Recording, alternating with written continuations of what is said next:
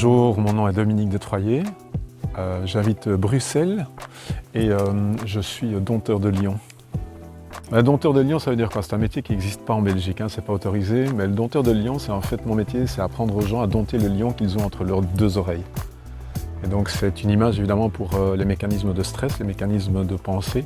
Et donc j'aide les gens à retrouver un petit peu le calme et la sérénité dans leur tête quand ça déborde. D'où ça vient? Ça vient en fait de la part en moi très créative, où je me suis dit tiens, comment est-ce que tu vas parler de ton métier? Est-ce que tu vas dire que tu es formateur et coach? C'est ennuyant à crever. Et donc cette idée de dompteur de lion m'est venue. Et puis après il y a aussi une corrélation avec la partie effectivement très physique que peut représenter un lion et à laquelle je suis très fort attaché parce que à côté d'être dompteur de lion, je suis aussi maître nageur. Enfin, maître nageur, disons que j'apprends aux gens à ne pas se noyer puisque je pratique la plongée en apnée et que ça me permet d'avoir une certaine maîtrise des mécanismes entre autres respiratoires. Et tu sais, aujourd'hui il y a beaucoup de gens qui sont avec l'eau au bord des lèvres et que donc pour essayer d'éviter qu'ils se noient, je leur apprends à nager. Et nager, c'est en fait utiliser bien le corps. Donc voilà, on est très fort dans des notions liées aussi à notre corporalité. Ce qu'il faut savoir, c'est que il n'y a pas d'intérêt à rendre les gens des plongeurs en apnée. Voilà, on aime ou on n'aime pas. Par contre, un plongeur en apnée est quelqu'un qui, comme un pratiquant de yoga par exemple, sait précisément maîtriser tous les mécanismes respiratoires pour pouvoir amener du calme et de la détente. Et la manière dont je l'amène, c'est que finalement, quand je parle de ma stratégie du Grand Bleu, ça évoque pour tout le monde quoi? Ça évoque le calme, ça évoque aussi le film, le Grand Bleu. Et donc les gens sont titillés par ça. Et alors effectivement, le Grand Bleu, il y a cet aspect de l'océan. Et ce qui est particulier avec la plongée en apnée, c'est que si tu es dans une mer très houleuse, il suffit de descendre à 6 mètres et c'est le calme absolu. Et ça, c'est une belle allégorie aussi pour notre vie, parce que notre vie est parfois un roller coaster d'émotions. Alors, ça va dans tous les sens, on n'en peut plus. Et la manière de pouvoir traverser tout ça, c'est de prendre un petit peu de profondeur, d'aller à l'intérieur de soi. Et voilà, c'est comme ça que j'amène les choses. Je pense que j'ai toujours voulu partager un savoir. Au départ, je voulais devenir prof de langue, ce que je n'ai jamais été. J'ai travaillé pendant 23 ans dans une banque. Et dans cette banque, c'était ma principale obsession, c'était de faire partager un savoir de service à la clientèle, un savoir d'offrir des solutions. Alors après le secteur bancaire, il y a eu aussi à un moment sa limite. Et donc c'est cette transmission de savoir qui me plaît vraiment, parce qu'en fait c'est un cycle de vie aussi. Dans une partie de ta vie, tu apprends, tu crées du savoir. Puis à un moment donné, tu dois passer dans le monde du travail, tu as un savoir-faire. Et puis à un moment donné, il y a un âge ou une maturité où tu as envie de faire savoir. Et donc c'est ce processus-là qui est arrivé un petit peu dans l'ordre avec moi. Alors si tu veux, il y a une raison bien concrète, c'est-à-dire que quand je suis sorti des études, des profs de langue, il y en avait beaucoup trop. Et donc je me suis dit, mais qu'est-ce que je vais faire? Et je suis un homme de contact, donc j'aimais bien la partie de contact quand j'avais ce contact au guichet avec des personnes âgées parfois qui venaient chercher leur pension ou déposer le mandat postal pour les plus âgés entre des gens de ton public. Ça créait ce contact et ça c'est quelque chose qui m'a bien plu. Alors 23 ans plus tard, on est en 2008, en 2009, et là c'est probablement une des premières crises importantes que suit notre monde moderne, c'est la crise financière. Après, on a eu la crise liée aux attentats, on a aujourd'hui une autre crise sanitaire. Et donc cette crise-là, ça a aussi été pour moi l'occasion de faire ma crise de la quarantaine. Et qu'est-ce qu'on fait quand on a 40 ans et qu'on ne se retrouve plus dans son employeur, puisque mon employeur avait littéralement fait faillite, a été repris par BNP à l'époque.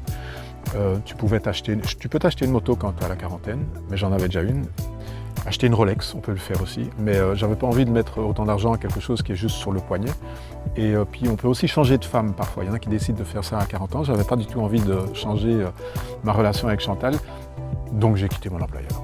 Et puis j'ai fait une rencontre avec quelqu'un qui s'appelle Iris, qui précisément avait développé une méthode qui s'appelle le self-coaching, et qui permet aux gens précisément de reprendre le contrôle de leur vie. Alors j'étais curieux, je savais que la formation était quelque chose qui m'attirait.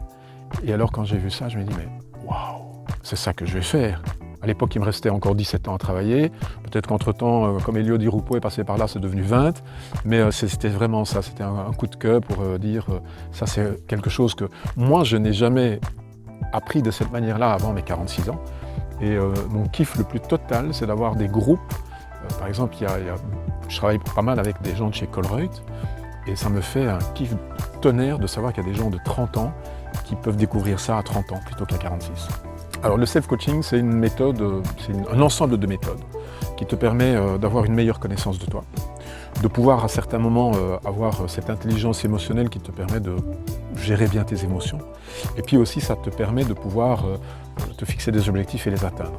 Donc en fait, self-coaching, c'est se coacher soi-même. C'est mettre en pratique des choses que nous faisons, toi et moi, avec d'autres, mais de se les faire en soi-même. Et ça, c'est génial. Et les plus beaux retours que j'ai, c'est parfois des gens qui disent...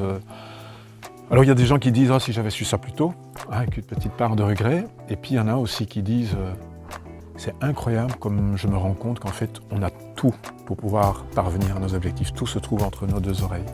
Et donc à ce moment-là, c'est plus un lion qu'on a entre les deux oreilles, c'est un miracle qu'on a entre les deux oreilles. Une des difficultés que je rencontre, c'est l'ancrage que doit nécessiter un trajet comme le self-coaching. C'est pas une baguette magique. Et beaucoup de gens aujourd'hui sont dans une attitude de consommation où on a tout à disposition. On a de la VOD, on a des Uber, donc on a tout à disposition.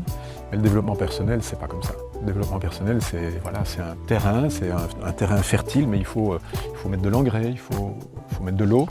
Et ça, c'est parfois quelque chose qui prend du temps à rentrer chez les gens parce qu'ils se disent « Ah oui, on est tout foufou hein. » Après une rencontre, on a la Self-Coaching Academy. Alors les gens sont super chauds boulettes, mais ce qui est vraiment le plus important, et c'est ça la difficulté, c'est de continuer dans la durée, avec des pratiques, avec des moments de méditation, avec des moments de recentrage. Voilà. Alors la vie d'entrepreneur, moi j'ai été 23 ans salarié. J'ai fait une carrière chez mon premier employeur. Donc tu peux te rendre compte qu'à un moment donné, ça a vraiment faut bousculer. Ce qui est le plus difficile, à la fois c'est excitant mais c'est difficile, c'est que tous les 1er janvier, tu remets le compteur à zéro. Et certainement dans nos métiers, il n'y a pas de choses véritablement acquises. Et ça, c'est une leçon évidemment que la crise sanitaire ici a mis en grand comme un néon devant tous les indépendants et tous les... C'est que voilà, il faut recommencer et ça nécessite une énergie. Mais évidemment, cette énergie que tu mets à ça, tu la reçois à d'autres moments. Et alors la particularité, c'est que toi, comme entrepreneur, tu dois pouvoir gérer ces hauts et ces bas. Parce que le moment où tu es bas, c'est peut-être pas à ce moment-là que tu vas toi recevoir l'énergie. C'est peut-être voilà. Donc ça, c'est vraiment la gestion de cette énergie des hauts et des bas. Cette crise sanitaire, je suis passé comme tout le monde, par toutes les phases, tu sais, de cette fameuse courbe du deuil, la courbe de Kübler-Ross. Donc j'ai eu de la sidération, j'ai eu de la colère, j'ai eu de la tristesse pour tout ce qu'on voyait, j'ai eu du dégoût pour certaines choses qui se faisaient ou qui ne se faisaient pas.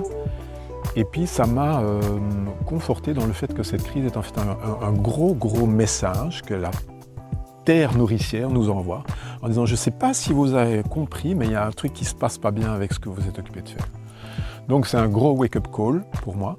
Et je suis nourri dans une conviction que j'ai encore eu l'occasion de partager avec Arnaud Rioux, avec lequel nous étions, qui a dit s'il faut faire quelque chose pour changer le monde, c'est maintenant qu'il faut le faire. Et donc j'ai cette conviction que je pense reprendre de Frédéric Lenoir qui disait « On est peut-être à un moment où on changera le monde en une seule génération. » Mais pour ça, et ça c'est mon objectif, pour ça il faut que les gens puissent élever leur niveau de conscience. C'est-à-dire décider en âme et conscience de ce que tu mets entre tes deux oreilles et derrière les yeux.